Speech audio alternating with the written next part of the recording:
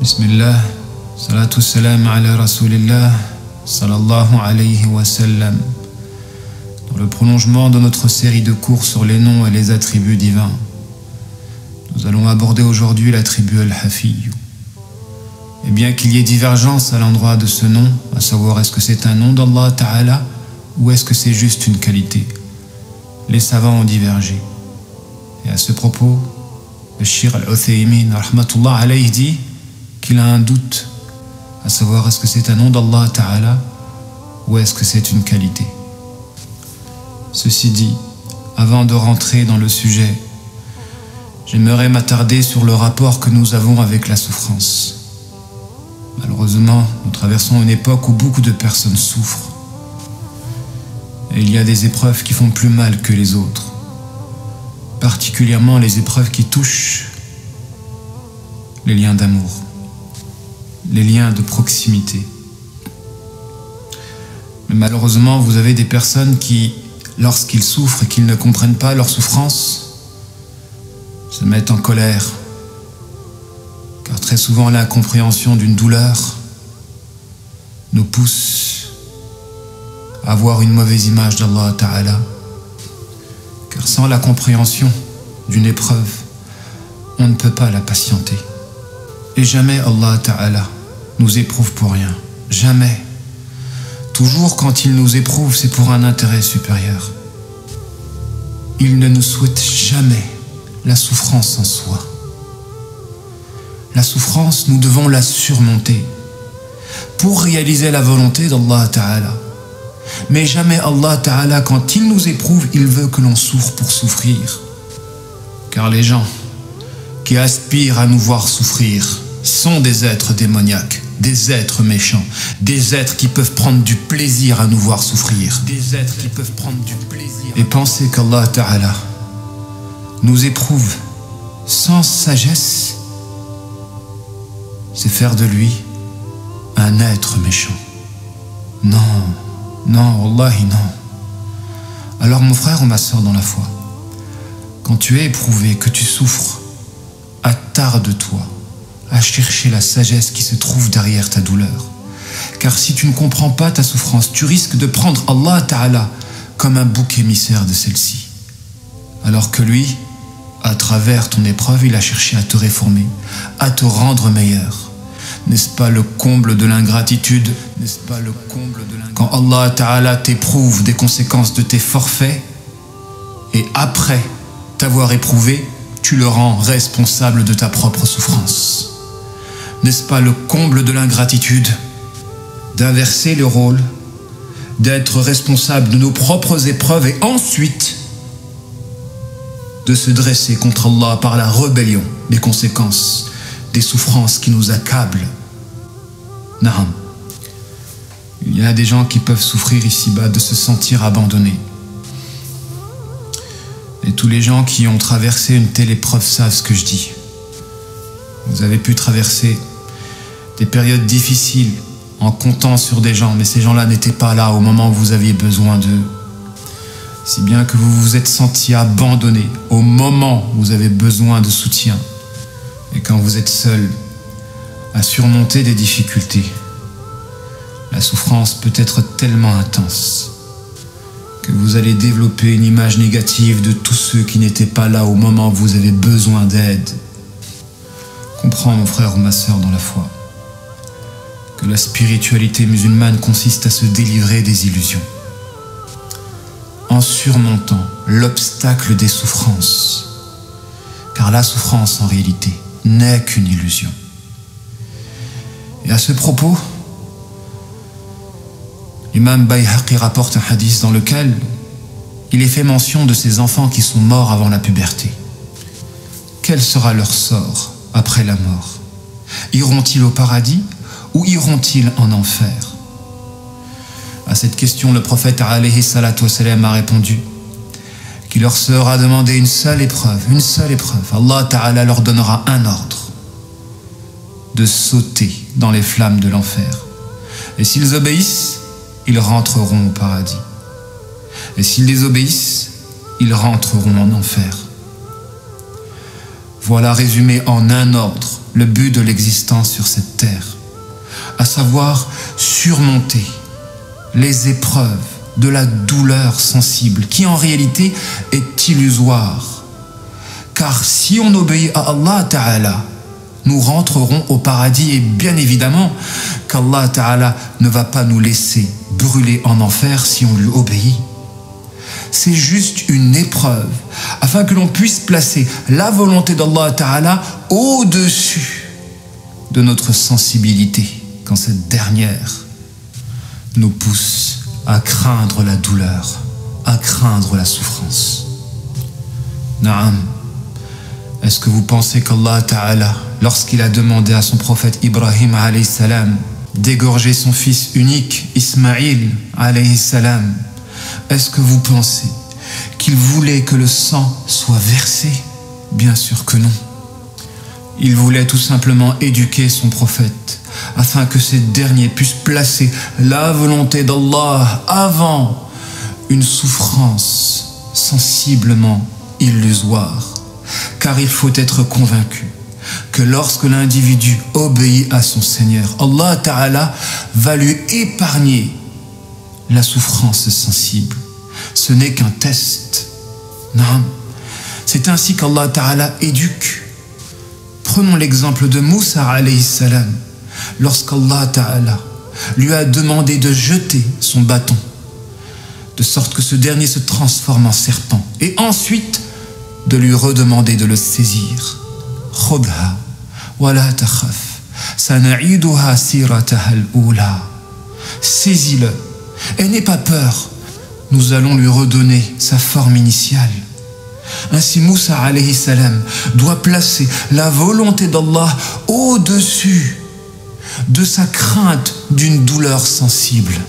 Naam, c'est ça l'éducation spirituelle. Surmonter la souffrance sensible illusoire en plaçant la volonté d'Allah au-dessus de cette dernière. Et vous avez des gens qui, malheureusement, des conséquences de la crainte sensible, se refusent à obéir à Allah Ta'ala. À l'exemple de Iblis, la'anatullahu alayhi, lorsque Allah Ta'ala lui a demandé de se prosterner devant Adam et qui a refusé de le faire, tellement ça lui faisait mal, tellement ça lui faisait mal. Naam, il y a des gens qui ont adoré leur propre ego en refusant d'obéir à Allah Ta'ala lorsque la voie thérapeutique leur impose de surmonter l'obstacle de la douleur sensible. Comprends, mon frère ou ma sœur dans la foi, que la spiritualité authentique consiste à se délivrer des illusions, alors qu'il n'y a de force et de puissance qu'en Allah Ta'ala. Naam, mon frère ou ma sœur dans la foi, la spiritualité authentique implique de se délivrer des illusions en rétablissant l'ordre réel des choses, le sens réel des choses.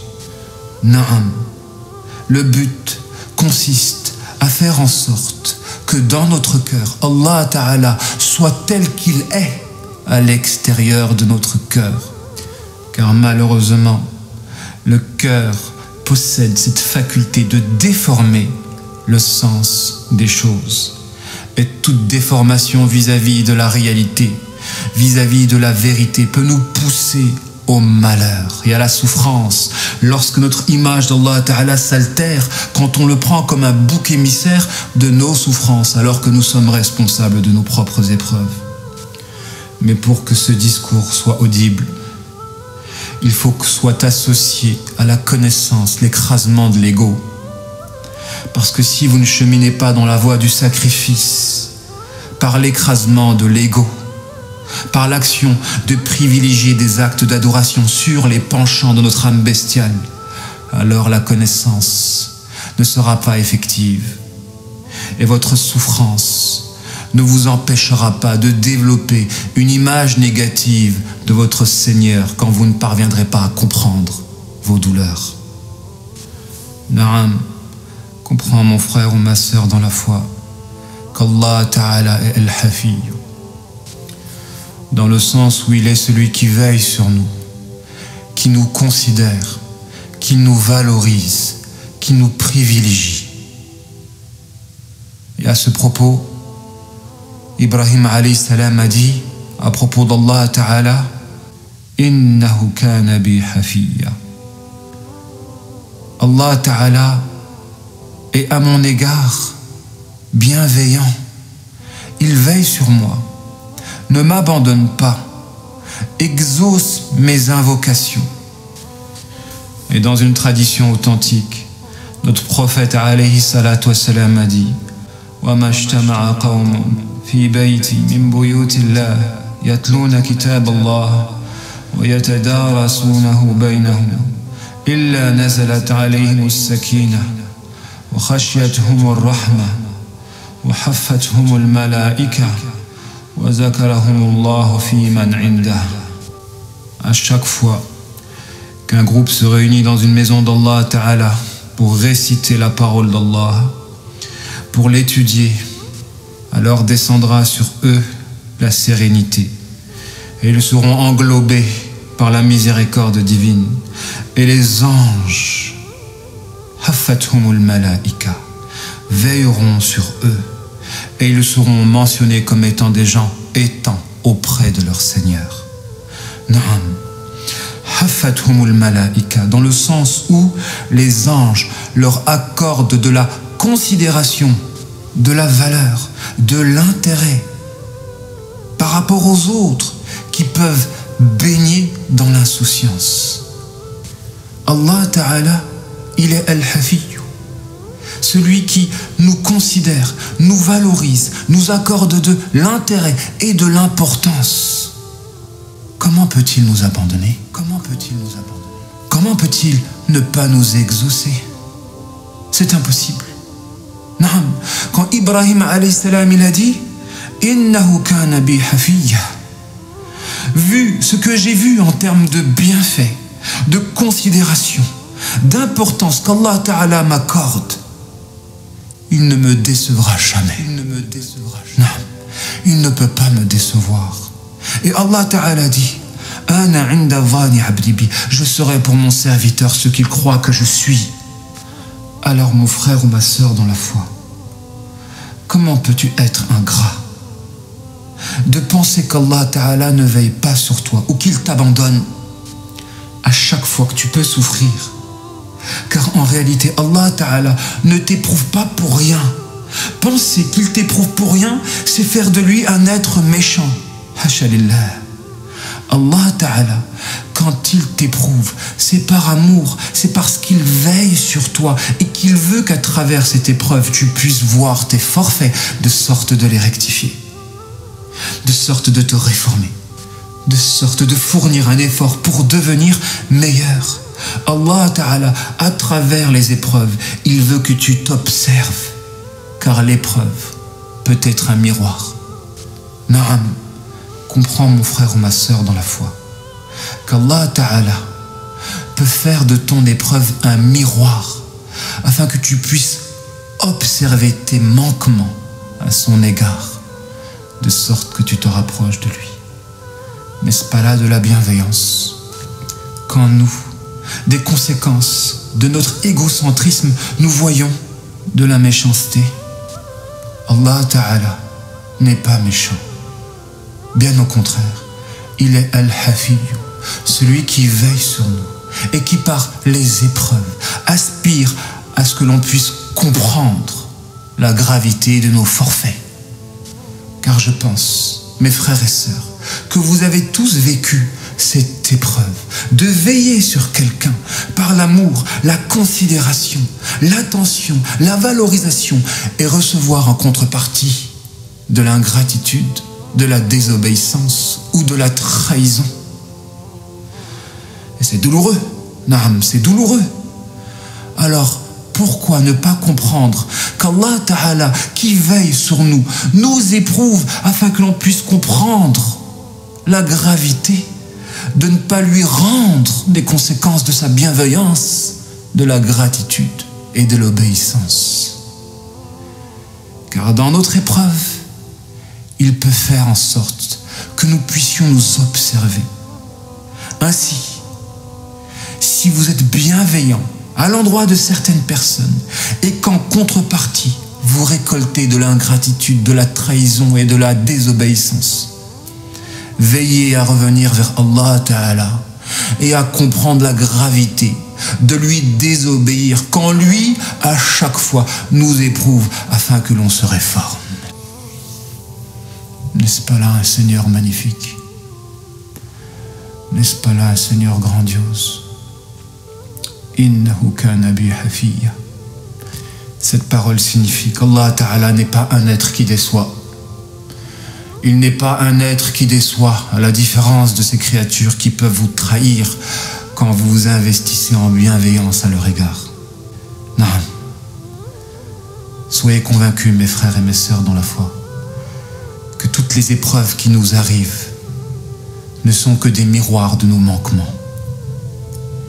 Et que c'est par la belle image d'Allah Ta'ala, en rétablissant dans notre cœur la pureté de cette dernière, que nous allons transformer notre vie en bonheur. Car le malheur n'est que la conséquence de nos propres agissements. Ainsi, nous sommes les artisans de notre bonheur ici-bas, par l'action de nous délivrer de ces illusions qui nous poussent à croire qu'Allah Ta'ala n'est pas un être bon, clément, miséricordieux, parfait. Et ceci par la voie de l'écrasement de l'ego, moyennant les sacrifices par lesquels nous allons élever la parole d'Allah sur les penchants de notre âme bestiale. Ya Hafiyu, ihtafi bina, birahmatika ya arhamar rahimin. Ya Hafiyu, ihtafi bina, birahmatika ya arhamar rahimin.